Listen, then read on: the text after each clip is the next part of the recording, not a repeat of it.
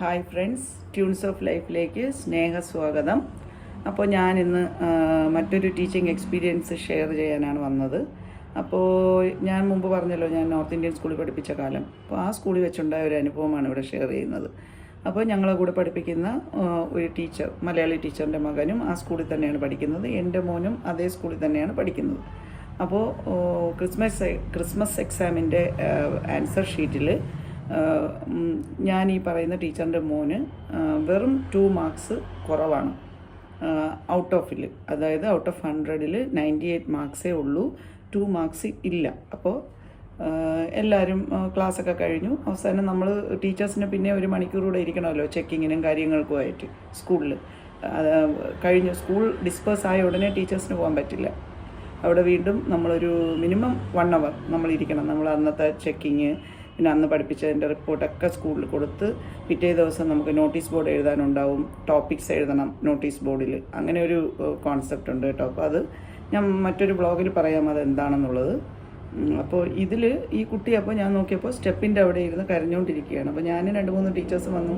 ഈ മോനോട് എത്ര കാര്യം ചോദിച്ചിട്ടും അവൻ കാര്യം പറയുന്നില്ല. അന്ന് മോൻ 4-ലൊക്കെ പഠിക്കുന്നതേ ഉള്ളൂ. 4th-ആണോ 5th-ലാണോ? ആണ് 5th-ലാണ്. അപ്പോൾ ഈ മോനിരുന്ന് വീണ്ടും കരഞ്ഞുകൊണ്ടിരിക്കുകയാണ്. അപ്പം എന്നും നമ്മൾ ഒരുമിച്ചാണ് സ്കൂളിലേക്ക് വരുന്നതും പോകുന്നതും ഒക്കെ, എൻ്റെ മോനും ആ ടീച്ചറിൻ്റെ മോനും വേറെ 2-3 ടീച്ചേഴ്സിൻ്റെ മക്കളും ഒക്കെ.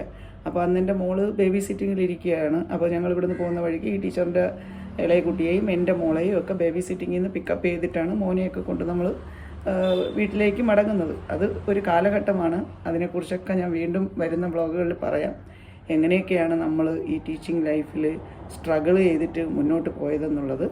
അപ്പോൾ ഇപ്പോൾ ഈ കുഞ്ഞ് കരയുന്നു. വീണ്ടും ഞാൻ ചോദിക്കുന്നത് എന്തിനാ മോനെ കരയുന്നത് എന്നൊക്കെ ചോദിച്ചപ്പോൾ ലാസ്റ്റിൽ ആ മോൻ പറയുകയാണ്, ഈ 2 മാർക്ക് എനിക്ക് കുറവാണ് എൻ്റെ ആൻസർ ഷീറ്റിൽ, ബാക്കി എല്ലാ സബ്ജക്ട്സിനും എനിക്ക് ഫുൾ മാർക്കുണ്ട്. അപ്പോൾ ഈ ഒരു സബ്ജക്റ്റ് മാത്സിൻ്റെ പേപ്പറാണ്, അതിന് ഫുൾ മാർക്ക് കിട്ടും എന്ന് ആ മോൻ്റെ അമ്മയും അച്ഛനും എക്സ്പെക്റ്റ് ചെയ്യും. എല്ലാ പ്രാവശ്യവും അവനങ്ങനെ കിട്ടാറുണ്ട്. ഇപ്രാവശ്യം കിട്ടാത്തത് കൊണ്ടാണ് ഇരുന്ന് കരയുന്നത്. അപ്പോൾ മാത്രമല്ല, വീട്ടിൽ ചെല്ലുമ്പോൾ അമ്മയും അച്ഛനും 2 പേരും ഒരുപോലെ വഴക്ക് പറയും. അപ്പോൾ അവരെ വീട്ടിലന്ന് ഹോം ട്യൂഷൻസും ഉണ്ട്. ഇവിടുന്ന് സ്കൂളിൽ നിന്ന് വീട്ടിൽ ചെന്ന ഉടനെ അവർക്ക് ഹോം ട്യൂഷൻസും ഉണ്ട്. വേറെ കുട്ടികൾ പഠിക്കാൻ വരുന്നുണ്ട് അവരെ വീട്ടിലേക്ക്. അപ്പോൾ അച്ഛനും സാറാണ്. അപ്പോൾ അമ്മയും അച്ഛനും എന്നെ വഴക്ക് പറയും, നിങ്ങൾ എന്നെ എങ്ങനെ ആശ്വസിപ്പിച്ചാലും എനിക്കും വിഷമമാണ്, പക്ഷേ അമ്മ എന്നെ ഒരുപാട് വഴക്ക് പറയുമെന്ന് പറഞ്ഞു. അപ്പം ആ ടീച്ചർ നമ്മളെ കൂടെയാണല്ലോ വരുന്നത്. അപ്പോൾ ടീച്ചറപ്പോൾ പറഞ്ഞു, ഇല്ല, ഞാൻ പറയാറുണ്ട് മാർക്സിൻ്റെ ഇമ്പോർട്ടൻസിനെ കുറിച്ചൊക്കെ പറയും, എന്നല്ലാതെ ഞാൻ ഒത്തിരി വഴക്കൊന്നും പറയാറില്ല എന്ന് പറഞ്ഞിട്ട് പോലും ഈ കുഞ്ഞ് കരച്ചിൽ നിർത്തുന്നില്ല. കാരണം എന്താണെന്നറിയാമോ, ഇപ്പം ഇങ്ങനെയൊക്കെ ഈ അമ്മ പറഞ്ഞെങ്കിലും വീട്ടിൽ ചെല്ലുമ്പോൾ അവർ ദേഷ്യപ്പെടും എന്നുള്ള കാര്യം ഉറപ്പാണ്. കാരണം അവർക്ക് എപ്പോഴും അവരെ മോൻ ഫുൾ മാർക്സും വാങ്ങണമെന്നുള്ള കോൺസെപ്റ്റാണ്. അപ്പോൾ എൻ്റെ മോനൊക്കെ ഔട്ട് ഓഫ് 100-ൽ 95 വാങ്ങിയാലും അവൻ സ്വയം ഭയങ്കര ഹാപ്പിയാണ്. അവൻ ഒരിക്കലും കിട്ടാതെ പോയ 5 മാർക്സിനെ കുറിച്ച് ഒരിക്കലും കെയർ ചെയ്യൂല. ഞാൻ ശരി, എൻ്റെ മോന് 95 കിട്ടിയല്ലോ, ഓക്കെ എന്ന് പറഞ്ഞിട്ട് ഞാൻ എനിക്ക് കൂടുതൽ കിട്ടണമെന്ന് ആഗ്രഹമുണ്ട്, പക്ഷേ ഇപ്പോൾ കിട്ടിയില്ല എന്ന് വിചാരിച്ചാൽ ഞാൻ സമാധാനപ്പെടുന്നു. അന്നാണ് ഞാൻ മനസ്സിലാക്കിയത്, മറ്റു പല ടീച്ചേഴ്സും ഉണ്ട്, അവർ ഈ ഫുൾ മാർക്സ് കിട്ടാതെ വരുമ്പോൾ വളരെയധികം അവരുടെ മക്കൾക്ക് കിട്ടാതെ വരുമ്പോൾ ഭയങ്കര വറീഡാണെന്നുള്ള കാര്യം. പിന്നെ പിൽക്കാലത്തിൽ എനിക്ക് മനസ്സിലായി, ഇപ്പോൾ നമ്മൾ ഗ്രേഡിംഗ് സിസ്റ്റം ആയല്ലോ, മാർക്സ് അല്ല ഗ്രേഡിംഗ് സിസ്റ്റം വന്നപ്പോൾ നമുക്കൊരു കാര്യം മനസ്സിലായത് എന്താണ്, ഈ ഗ്രേഡിംഗ് സിസ്റ്റം എന്ന് പറയുന്നതിലും മാർക്സ് ആണല്ലോ ക്രൈറ്റീരിയ, അല്ലേ? A+ലേക്ക് മാറുന്നതും മാർക്കിൻ്റെ അടിസ്ഥാനത്തിലാണ്.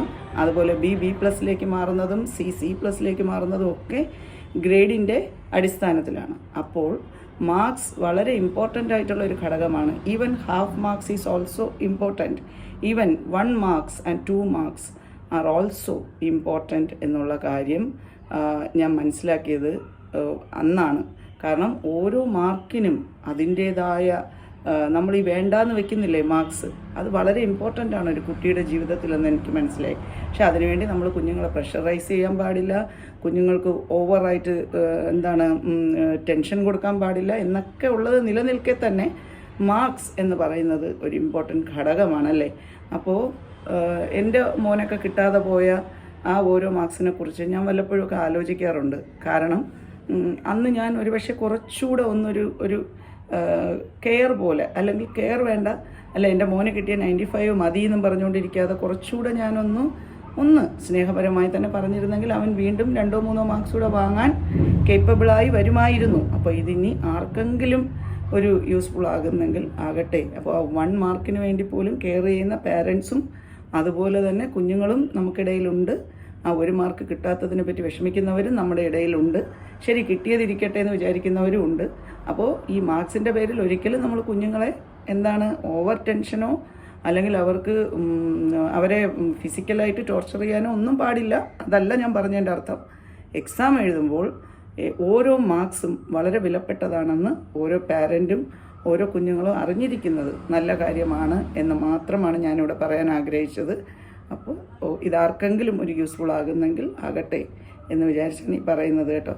Okay, including myself. എനിക്കും എൻ്റെ മോൻ വാങ്ങാതെ പോയ കുറച്ച് മാർക്സുകൾക്ക് വേണ്ടി പിന്നീട് എനിക്ക് വളരെയധികം സാഡായി ഞാനും ചിന്തിച്ചിട്ടുണ്ട്. അപ്പോൾ പല അഡ്മിഷൻ്റെ സമയത്തൊക്കെ പോകുമ്പോഴൊക്കെ ആ ഓരോ മാർക്സും ഇമ്പോർട്ടൻ്റ് ആണെന്നുള്ളത് എനിക്ക് ബോധ്യപ്പെട്ടിട്ടുണ്ട്. അതുകൊണ്ടാണ് ഞാൻ നിങ്ങളുമായി അത് ഷെയർ ചെയ്തത് കേട്ടോ. Okay, thank you, take care. അടുത്ത വ്ളോഗിലൂടെ കാണാം കേട്ടോ.